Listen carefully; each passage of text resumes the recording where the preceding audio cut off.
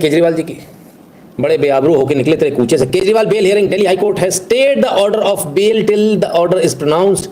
The order will be out by Monday और Tuesday. The high court has asked the counsel to file the written submissions by Monday. जमानत मिल गई थी, आज बाहर आने के लिए उछल कूद मचा रहे थे, बड़े बेताब थे। दिल्ली हाई कोर्ट ने जो है जमानत, जो उनकी आदेश था, जमानत का आदेश, उस पर रोक लगा दी, उस पर उसको स्थगित कर दिया तब तक के लिए जब तक कि इनके यहाँ सुनवाई चल रही है। तो अब क्या करेंगे? अब अंदर बैठ के रो रहे हैं।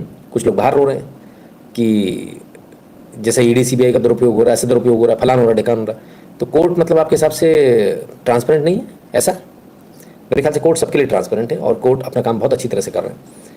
तो इसलिए उन पर विश्वास रखना चाहिए रादर देन उंगली उठाने के।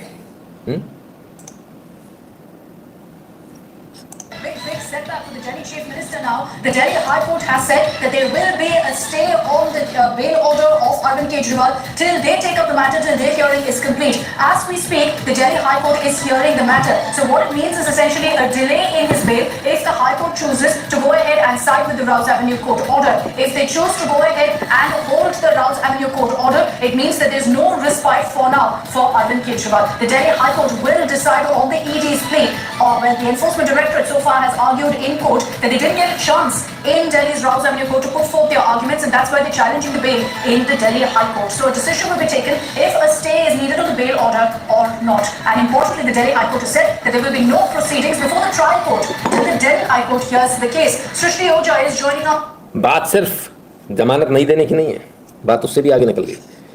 दिल्ली हाई कोर्ट ने एक और फैसला दिया और फैसला उसी फैसले में ये कहा है कि आप कोई सुनवाई नहीं करेंगे केजरीवाल वाले केस की जब तक कि हम सुनवाई नहीं कर लेते। कुछ ना कुछ तो काला होगा दाल में, तभी तो ऐसा चल रहा है, नहीं तो ऐसा क्यों होता है ना? नवीन जी कह रहे Kejri bro don't worry we get bail from international court. नहीं, ऐसा उनका बस नहीं चल रहा, नहीं तो वो भी कर लेते। तो खैर कुल मिलाकर जो है कोर्ट ने, राउज एवेन्यू कोर्ट ने ये चीज़ भी कह सॉरी दिल्ली हाई कोर्ट ने ये भी कह दी कि राउज एवेन्यू कोर्ट जो है अब आगे कोई इनकी कार्रवाई नहीं करेगा, कोई सुनवाई नहीं करेगा जब तक कि हम इस मैटर को ना सुन लें। खैर, तो राउज एवेन्यू कोर्ट में वो थी कौन मोहतरमा? उनका आज बड़ा सोशल मीडिया पर वायरल चल रहा है, जस्टिस निभय बिंदु, राउज एवेन्यू कोर्ट। क्या है इनके फैसले में? कहती है however it is not possible to go through these thousands of pages of the documents at this juncture. अरे गजब, बिना पेपर पढ़े ही इन्होंने जमानत दी थी, और बड़ी हैरानी की बात है बिना पेपर पढ़े जमानत दे दी। ईडी कह रही है हमारे सबूत देख लीजिए, तो कहती है हाँ सबूत तो हैं आपके पास में, लेकिन हम पढ़ नहीं सकते, है ना, इतने सारे पेपर नहीं पढ़ सकते, इसलिए जो है जमानत दे दी उठाकर। कमाल है, ईडी को मौका भी नहीं दिया अपना पक्ष रखने का, लेकिन अब ये सोशल मीडिया पर घूम रही हैं। अब लोग जो है इनको बारात निकालेंगे, है ना। तो कुल मिलाकर मैं अब तक एक चीज़ नहीं समझ पाया, यदि आपने केस नहीं पढ़ा है, यदि आपने फाइल नहीं पढ़ी है, यदि आपने पूरे पेपर्स नहीं पढ़े, तो फिर आप अपने आप को जज कैसे कहते हो? आप न्याय कैसे दोगे? है ना, बड़ा सवाल है। और ये पूरी कार्यप्रणाली पर क्वेश्चन मार्क है, एक आध व्यक्ति पर नहीं। क्या कहें, क्या ऐसे निर्णय होते हैं? और अगर ऐसे निर्णय होते हैं तो फिर तो हमें ये समझ लेना चाहिए कि गरीब आदमी के लिए कोई मायने नहीं है, उसके लिए कोई कोर्ट नहीं है, उसे कभी न्याय नहीं मिलने वाला। ठीक है ना। कोई जज ऐसा कैसे कह सकता है कि पेपर ज़्यादा हम नहीं पढ़ेंगे? राम मंदिर के केस में जो है कितने सारे अलग अलग भाषाओं में डॉक्यूमेंट्स लिखे गए थे, उन सबको ट्रांसलेट कराया गया था, और उसके बाद उनको पढ़ा गया था, हज़ारों पन्नों को, और पढ़ने के बाद फैसला दिया गया था। पर यहाँ तो पढ़ा ही नहीं गया,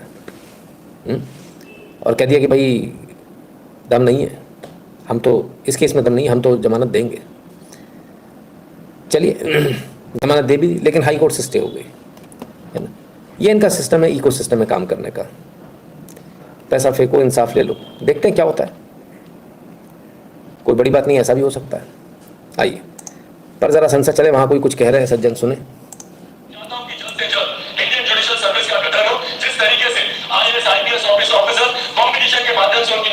कंपटीशन के माध्यम से वो चुनकर आते हैं, उसी तरीके से मैं चाहता हूं कि जुडिशियल सर्विस में भी जजों की नियुक्ति भी उसी माध्यम से, अभी जिस तरीके से कॉलिशन बना हुआ है और उस कॉलिशन में जो गिनती के लोग घर परिवार है उसी में से जजों की नियुक्ति होती है। मैं चाहता हूं सर कि जो वंचित वर्ग के लोग हैं, ऐसे अनुसूचित जाति जनजाति पिछड़ा वर्ग या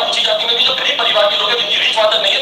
वो कॉम्पिटिशन के माध्यम से आप सर जब ऐसे लोग जज बनकर वहां पे जाएंगे तो जिस तरीके से आप लोग देखते हैं कि जस्टिस डिनाइड जस्टिस डिनाइड, और उसका सबसे बड़ा उदाहरण था निर्भया का केस। 7 साल से सर वो लंबे चल रहा है। चाहता कहते थे आप कॉलेजियम सिस्टम बंद हो, कोई परीक्षा हो जैसी सब सारी परीक्षा होती है IAS IPS की, वैसी परीक्षा होनी चाहिए। बात तो 100% सही है, तो करवा लीजिए, आपकी सरकार है। क्यों नहीं करवा पा रहे? क्यों नहीं करवा पा रहे भाई? आपको भी पता है नहीं करा पाएंगे आप, ठीक है ना।